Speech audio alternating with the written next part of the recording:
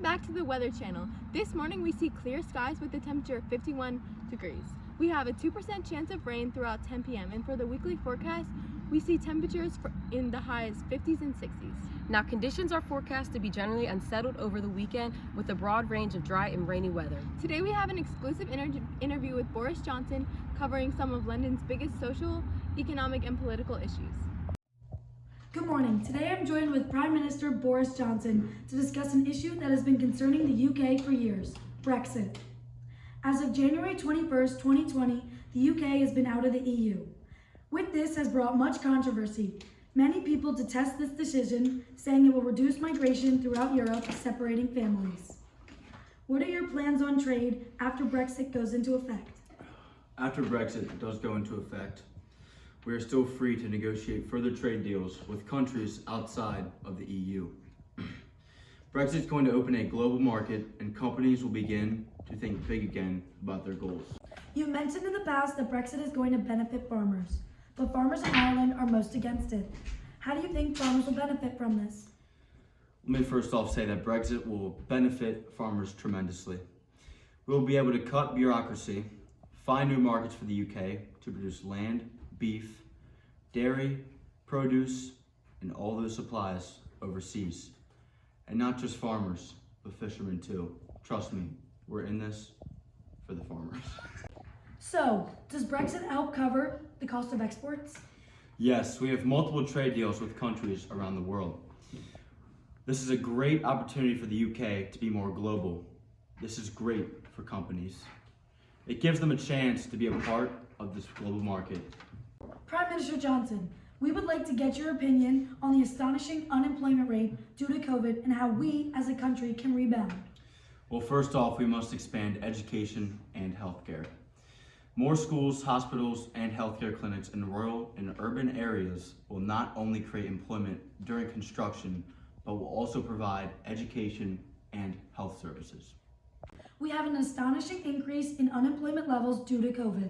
In August 2021, the unemployment rate lowered to 4.5% from an astonishing 5%. What actions have Parliament taken to boost unemployment rates already? Well, obviously last year, the government published the Plan for Jobs, which contains measures aimed at getting people back into employment. It also helps people keep their jobs, and it creates new jobs as well.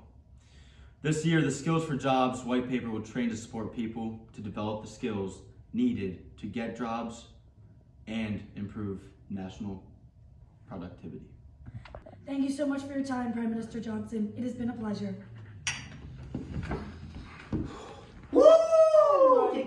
She's crazy! Welcome back to Channel 15 News at 11. I'm Drake. And I'm Josh. Josh, we just got back from an interesting interview with Boris Johnson. We talked about EU. Do you think the positives outweigh the negatives? That is a great question that only the everyday people of the UK can answer. In a recent poll, it was shown that 49% of the people in the UK thought it was a bad idea to leave Brexit, while a slim 38% of people still think it was a good idea. This change of opinion from people of the UK is sure to hurt Boris in the next election. The EU said they would take the UK back, but even if they did, I'm sure it would come with a bunch of roadblocks. I'm sure it would. The future of the UK is surely shaking up from this, and it is definitely sure to be an interesting next few years. We have all seen the rise of gangs in the UK. Now we are going to cut to Ling Smith, who was in a field with a concerned mother about the gangs. Ling, can you hear me? Yes, Josh, thank you. I can hear you.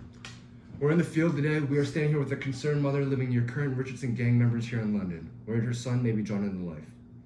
What are your opinions on the growing gang concern in the UK? London used to be so peaceful. Generations of my family have lived in this neighborhood for many years and there has been no gangs.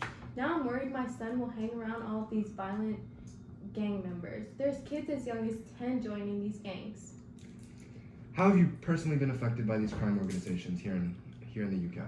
I have seen a drug and alcohol increase in the neighborhood, and at night we can't go out and walk around without seeing groups of people drunk and acting a fool.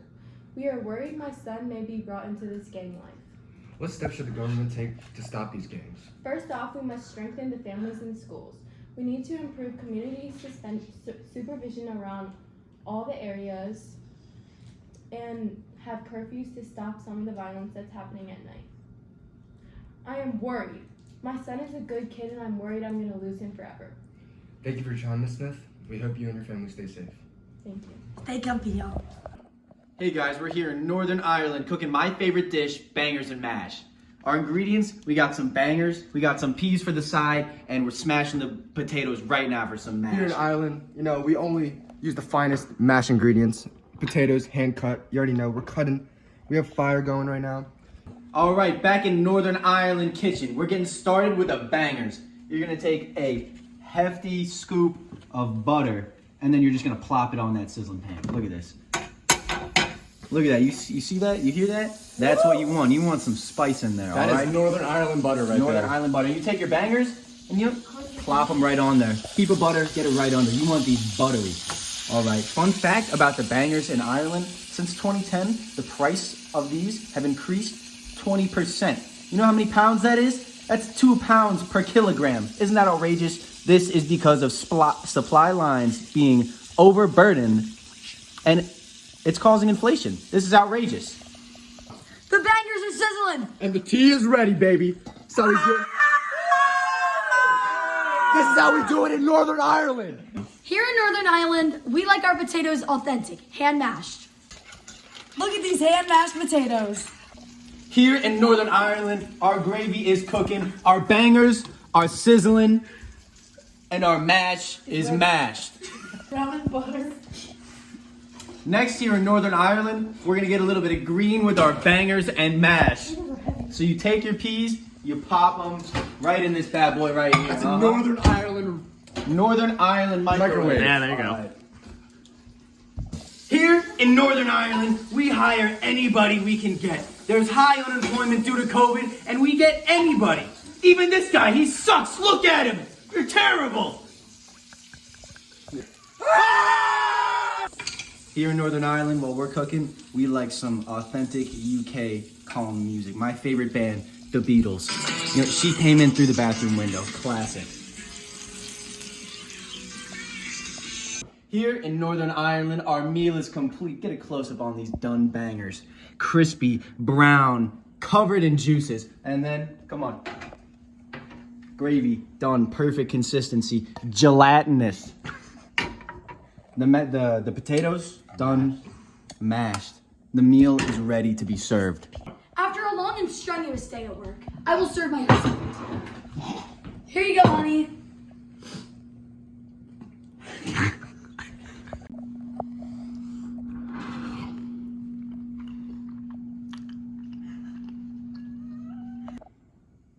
And that's it for the Northern Ireland cooking scene. Here from Northern Ireland. What are they feeding those guys in Ireland, Drake? Dude, it's Northern Ireland. They said it like I 20. don't really care. Okay. But I know one thing for sure. Those fellas, they sure know how to cook. That they do, my friend. They did manage to sneak in some inflation prices in there. Speaking of, inflation has been hitting the UK pretty hard.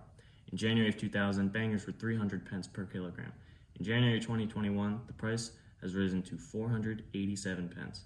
That's a 187 pence increase. I'm sure the everyday people of the UK have felt those increases pretty hard, especially since it's not just with bangers. This along with the fact that we've had supply line problems ever since COVID.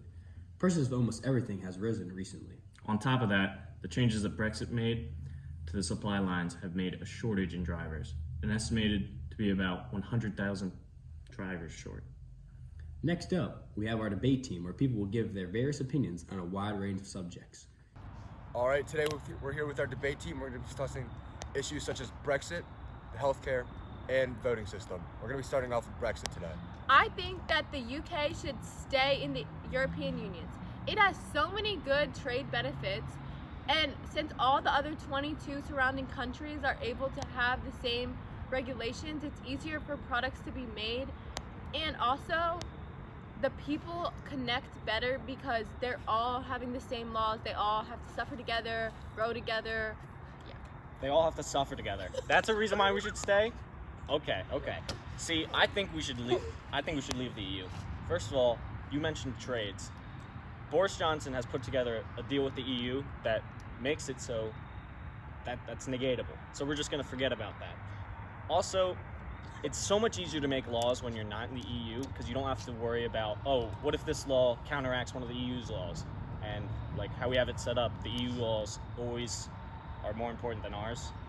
So with leaving the EU, we can do whatever we want, whenever we want it. It's so much better for the UK. Now, I must add, along with Josh's point, is the amount of regulations that are held in the EU is incredible. It's impeccable how many regulations there are. In a toothbrush and toothpaste, there are hundreds of policies just to pass that. Do you know how much that limits production? Can you tell me? Too much. How much? Too much. You don't know. How much? No, You I don't know because she hasn't thought about the consequences. Whoa, let's keep it All right? civilized. So first off, I'm right and you're wrong. Let's hear what they have to say. Go What ahead. about jobs? What about the people whose jobs are linked to Europe, outside of the UK? See, the only jobs I can think about are trading jobs, and those jobs are covered with our leaving deal. Nuh-uh, what about a business? If you have a business with multiple locations outside of the UK? What about the people that work on the ships that have to bring all the products to Great Britain and transport them? They're going to be out of jobs. No, it's going The to be people like that work normal in the trade. factories that Are you do the kidding me? regulations. The people that work in the factories that do the regulations, they're not going to have enough time to have money because they're not getting enough hours because there's less regulations. You think regulations come from factories? Is that what I'm hearing? They go through factories to make sure everything is No, fine. if anything, regulations hinders on factory production. With less regulations, you can do it the cheaper, the faster way, more times higher quality. No. Hey, I've spoken, the people spoken, and we left. That's all I gotta say. All right, that was our debate on Brexit. Now we're going to move on to another topic, healthcare.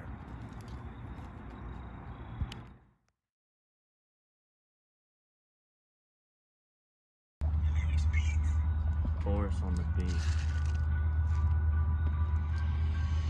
We dropped a vote if we wanted to leave. Majority of Britain's people said yes, please, yeah. Wasn't expected, and we don't have a plan. Left the UK because we can. Now we out here just trying to make trades, trying to make deals, trying to get paid, Now Scotland is trying to trade the oil, which we stayed in the European soil, Since leaving the Union, the pound has dropped. Yeah, so many problems, where does it stop? One benefit is less regulation. Try and make deals with the nations. Yeah, the UK's budget has increased, but the economy could cease. Yeah, we got a plan and we ain't in doubt. Boris Johnson, here and done, and we out. All right, we're back with our debate team. We just discussed Brexit. Now we're going to be talking about healthcare. Are we for universal healthcare or are we against? I am pro universal healthcare because it's so much easier for people coming from outside of the UK to get insurance. Like, they don't have to go through insurance or anything. They just walk in to the hospital and get checked out, and all of the people that live in the UK are able to get free healthcare. They don't have to go through insurance. It's literally $0. They get reimbursed for the amount of time that it took them to get there. And it is also easier for doctors because they get paid through the government and not through a private practice. So I love how you brought up the fact that it costs nothing. It costs $0, right? They go. Right? They go, as they call it. You know, I truly don't believe that you said that. Just tell me again that it costs $0. It costs $0, and doctors get paid the same. Actually, they get paid a little less in the U.S. A little. Actually, little. half less, but it's fine. Okay, so where's the money come from? The government. How does the government get the money? Yeah, where does the government get the money? Public taxes. Oh, so it does cost something. Well, thank you, Mia, for answering that All right, let's question. keep it respectful, guys. Let's keep it respectful. Also, with the doctors, I'm not going to go with the doctors. I'm going to go with waiting times. So, waiting times, Plastical. yeah. I would hate waiting. Sorry, I would hate it. Sorry, I don't want to be in Because you pain. don't know what Come you're on, saying. come on. Sorry, I don't want to be in pain for 6 to 8 weeks waiting for an appointment, because that's how long it takes. That's how long it takes. I break my arm. Yeah, maybe I can go get it checked real quick, and then I have to wait 6 to 8 weeks any time that I need scheduled. Okay, but at the same time, breaking your arm isn't like a life-threatening. Oh, because if my child broke my arm, I would just it's okay if they wait 6 to 8 weeks, right? You fine with your child broke their arm? Okay, but if it's free. Wait, no, it's yes or no. Yes.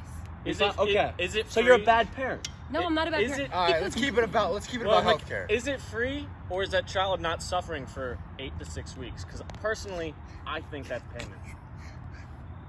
Okay, well, what about the people who can't afford healthcare, who can now get healthcare the same as everybody else?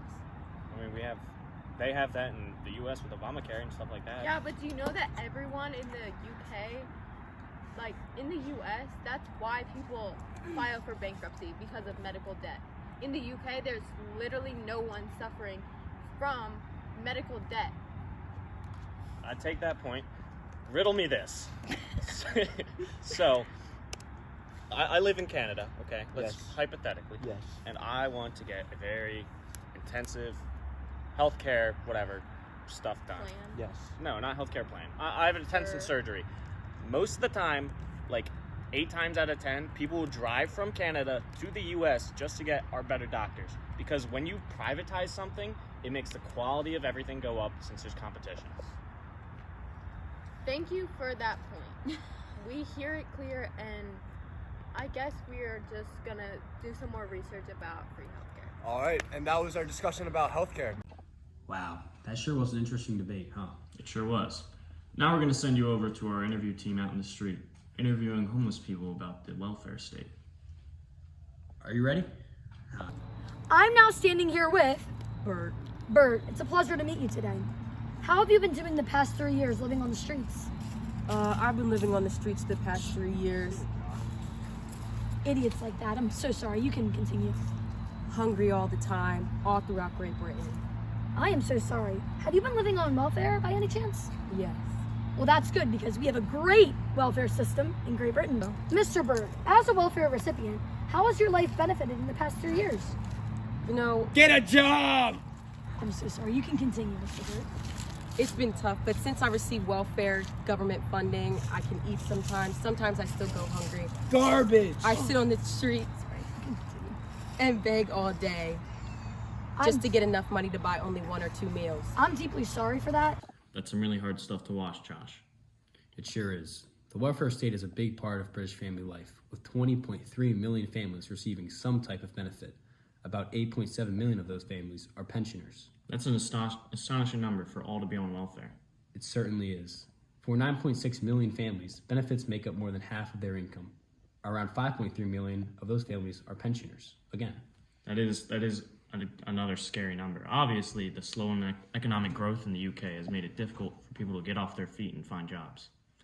the UK has been plagued with little growth for years now. I wonder what the government will do to turn that around. What will they do? What can they do? Lastly, we have another exclusive interview with Boris Johnson. Really looking forward to this one. I do hope you enjoy. Don't want to miss it.